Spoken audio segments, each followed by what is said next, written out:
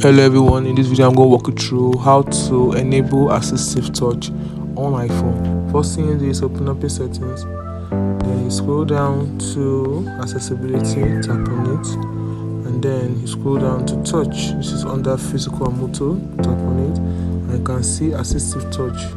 Now assistive touch allows you to use your iPhone. If you have difficulty touching the screen, it will require an adaptive accessory.